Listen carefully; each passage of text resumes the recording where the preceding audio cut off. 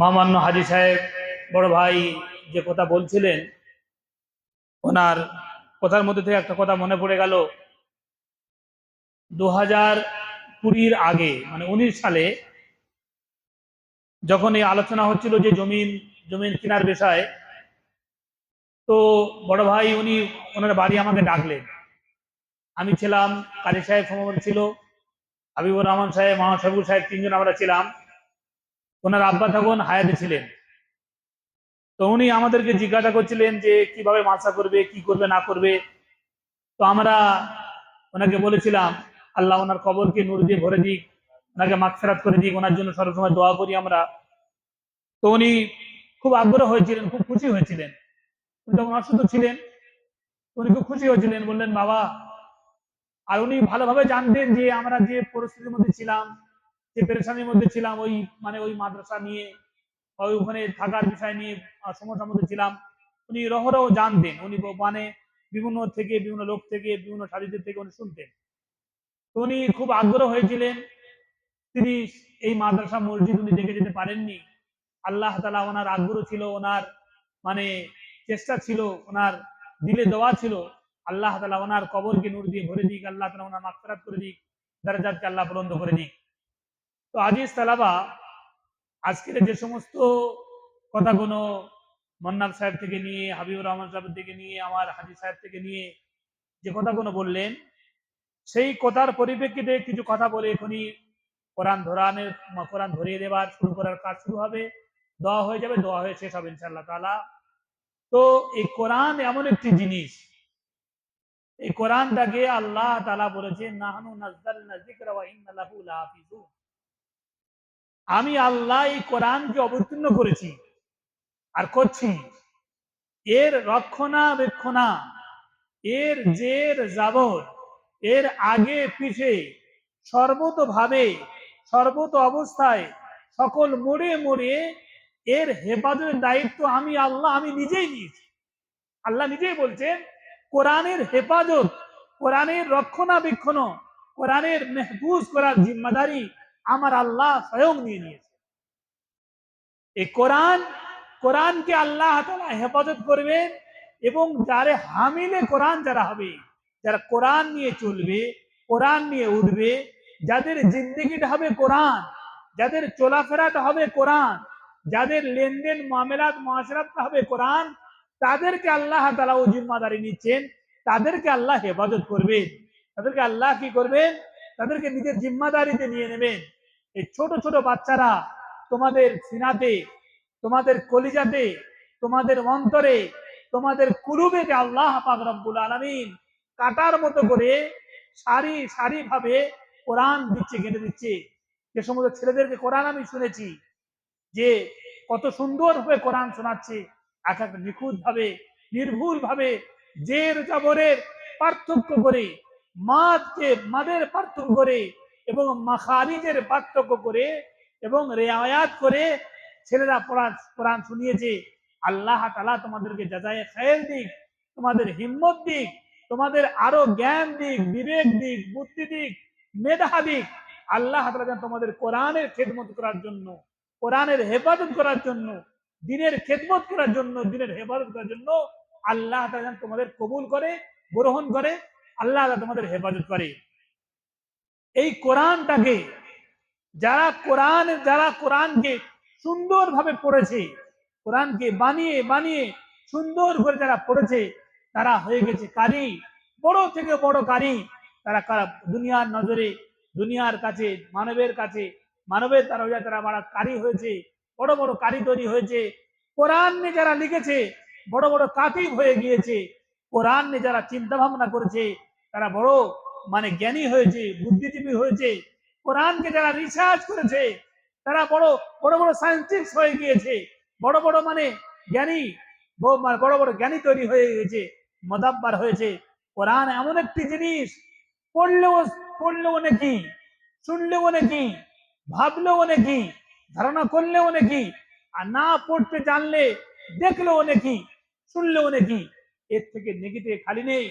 যে যে সমস্ত যে তিনজন ছাত্র, তিনজন বাচ্চা, তারা খুব মেহনত করেছে, বার বার বার বার এক একটা হরুফ আদায় করার জন্য, এক একটা অক্ষর আদায় করার জন্য, মাদ কিভাবে আদায় হয়, কোন অক্ষর কোন জায়গাতে আদায় করা হয়, সেটাকে নিখির ভাবে পার্থক্য করেছে।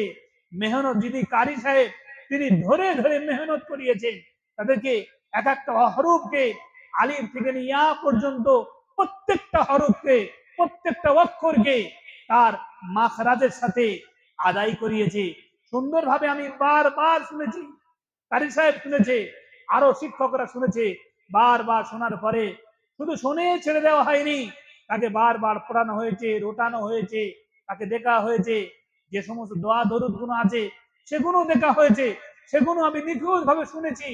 শোনার এরকম ভাবে আজ পর্যন্ত যে 17-18 বছর মাদ্রাসা চলছে, কোরআন ধরানোর জন্য যে তিনজনের মধ্যে মেহনত করা হয়েছে, আমার মনে হয় এইরকম মেহনত ইতিপূর্বে কারোর উপরে মেহনত করানো হয়নি।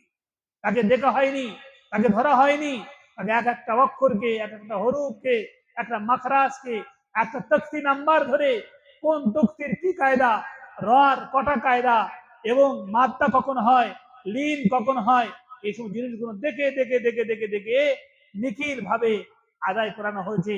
তাদেরকে কোরআন ধরানোর জন্য এখন তারা প্রস্তুত হয়েছে।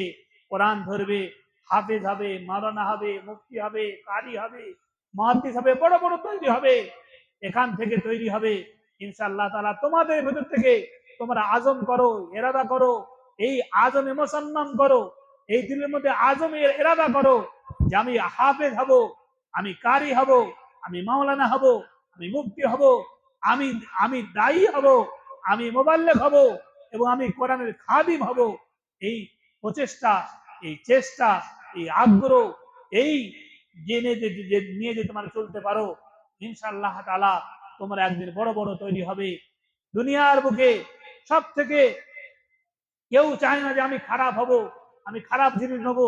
একটা মেয়ে বিয়ে করতে গেলে, একটা জিনিস মানে কিনতে গেলে সবাই ভালো চায়, ভালো মেয়ে, ভালো জিনিস, ভালো দাম দেখে। ওই রকম ভাবে তোমরা যখন ভালো হবে, সুন্দর হবে, তাহলে তখন কি হবে, তোমাদের মর্যাদা হবে, মাকাম হবে, ইজ্জত সম্মান হবে।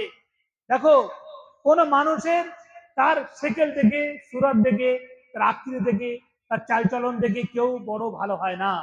ভালো হওয়ার জন্য তার আমল লাগে। এর আমল কি, এর কাজ কি, এর যোগ্যতা কি, এর দক্ষতা কি লাগে। যে মানুষ খুব ভালো সুন্দর কিন্তু মেহনত করে না, কোনো দাম নেই।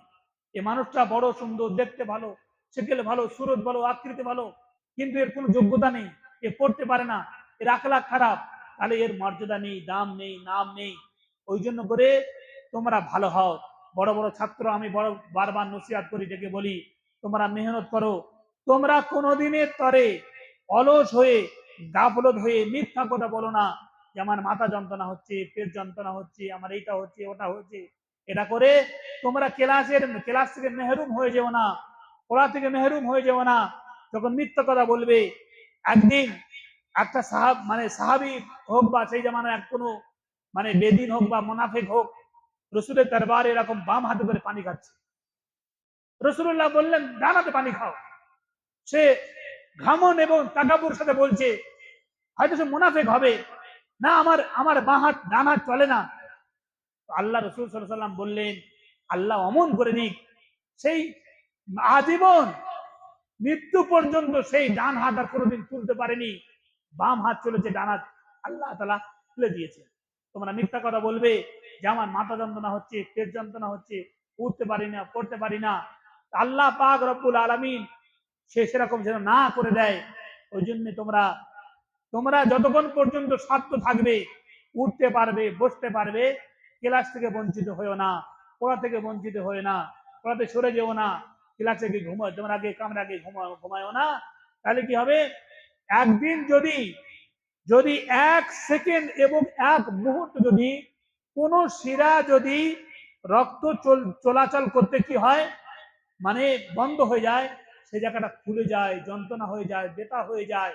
ওই রকম ভাবে যখন তোমরা একদিন ছেড়ে দেবে, 1 ঘন্টা ছেড়ে দেবে, কি হয়ে যাবে, তোমাদের মধ্যে থেকে যেরকম শিরা উপশিরা রক্ত চলাচল বন্ধ হলে যেরকম যন্ত্রণা শুরু হয়ে যায়, ওই রকম তোমরা কি হয়ে যাবে, বরকত থেকে মাহরুম হয়ে যাবে।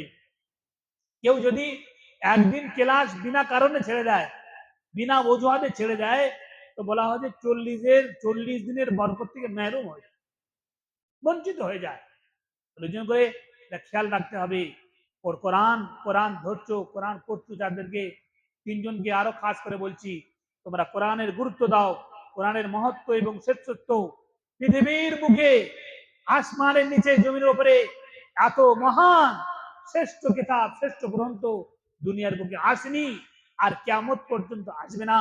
এই কোরআন জিবরিল মারফতে লাওহে মাহফুজ থেকে আল্লাহ তাআলা মুহাম্মদ রাসূলুল্লাহর সিনায় দিয়েছেন। সিনা থেকে সাহাবা, সাহাবা থেকে তাবি, তাবে থেকে তাবে, ওইভাবে আস্তে আস্তে সিনা সিনা বাসিনা হতে হতে হতে হতে হতে আজকের 1400 বছর 1500 বছর পরে আমার আপনার কাছে এসছে। এই আমি আপনি মেহনত করব, আমি আপনি আমল করব, এইটা মুনতাকিল হতে হতে হতে হতে কিয়ামত পর্যন্ত চলে যাবে। এটা তো একটা কাগজ, এটা কাগজ, এ তো এটা মানে এটা কোনো, এ তো কি কিছু ওই দাম নেই যে দাম সিনার মধ্যে আছে। যখন রাসূলুল্লাহ সাল্লাল্লাহু আলাইহি ওয়াসাল্লামের কাছে যখন কোনো মানুষ আসতেন কোরআন দেখতে, রাসূলুল্লাহ বলতেন না তাকে যাও আলমারি যাও, ওখানে যাও গিয়ে কোরআনটা তুলে দিতেন না। বলতেন আবু বকর কোথায়, ওমর কোথায়, উসমান কোথায়, তালহা কোথায়, জুবাইর কোথায়, সাদ কোথায়, আব্দুল আউফ কোথায়, আর সাদ বিন আবি ওয়াক্কাস কোথায়, মাজ বিন জাবালকে দাঁড় করে দিতেন। আর তারা বলতেন আমরা তো কোরআন দেখতে এসেছি, আমরা তো মানুষ দেখতে আসি না, মানুষের চেহারা এবং আকৃতি দেখতে আসি না। তারা বলতেন যে না, রাসূলুল্লাহ বলতেন এরা হলো জিন্দা কোরআন, এদের জীবন কোরআন, চলন কোরআন, ওটা কোরআন, বসা কোরআন, লেনদেন মামলার মুআশারাত কোরআন, এদের ওটা বসা কোরআন, এদের কথাবার্তা কথোপকথন সবই কোরআন। রাসূলুল্লাহ সাল্লাল্লাহু আলাইহি ওয়াসাল্লাম বলতেন কোরআনটাকে আমাদের জীবনে নিয়ে আসতে হবে, আমাদের সিনাতে নিয়ে আসতে হবে। অলসতার মধ্যে থেকে, গাফলতের মধ্যে থেকে আমাদের কোরআনটাকে শেষ করে দেওয়া যাবে না। যে সমস্ত ছাত্ররা আরো নুরানি কায়দা যারা পড়ছো, খুবই মেহনত করো, এইরকম স্যাম্পল তৈরি হও, এক্সাম্পল তৈরি হও, মেসাজ তৈরি হও, তাহলে কি হবে, তোমাদের কোরআন ধরানো হবে, তোমরা হাফেজ বানবে, কারি বানবে, মাওলানা বানবে, মুফতি বানবে, বড় বড় দিনের দায়ী বানবে। ওই জন্য সবাই করবো, আমরা সবাই করবো, সবাই মেহনত করবো আমরা। ওই জন্য আজ থেকে যা হয়ে গিয়েছে সব ছেড়ে দিই, সব ভুলে যাই। শিক্ষকরা এখানে নিজের বিবি ছেড়ে, বাচ্চা ছেড়ে, ঘর বার ছেড়ে 24 ঘন্টা এখানে পড়ে আছে তোমাদের জন্য। তোমরা ভালো হবে, হাফেজ হবে, কারি হবে, মাওলানা হবে, লেগে আছে এখানে। বিবির সমস্যা, বাপ মায়ের সমস্যা, থাকা খাওয়ার সমস্যা, এখানে কোনো সময় দরকার ঠিক হচ্ছে না, খাওয়া ঠিক হচ্ছে না, থাকার জায়গা ঠিক নেই, সব কিছু কুরবান করে, সব কিছু স্যাক্রিফাইস করে দিয়ে, সব কিছু ত্যাগ করে দিয়ে, সব কিছু পিছনে ঠেলে দিয়ে তোমাদের উন্নতি করার জন্য, তোমাদের বড় করার জন্য, তোমাদের শ্রেষ্ঠ করার জন্য তারা লেগে আছে সর্বসময়ের জন্য, সর্বসময় সর্বাবস্থার জন্য। যে সমস্ত খাদিম তারা সেও লেগে আছেন, তারা তোমাদের আরাম দেওয়ার জন্য, শান্তি দেওয়ার জন্য তিনি লেগে আছেন। যে সমস্ত এলাকাবাসীরা, এলাকার ভাইয়েরা, বাবাজিরা, মায়েরা, তারাও দোয়া করছেন, প্রচেষ্টা করছেন, খুশি হচ্ছেন, এখানে কোরআন শিক্ষা হচ্ছে, এখানে হাফেজ হচ্ছে, কারি হচ্ছে, মাওলানা হচ্ছে, মুক্তি হবে, তারাও প্রচেষ্টা করছে।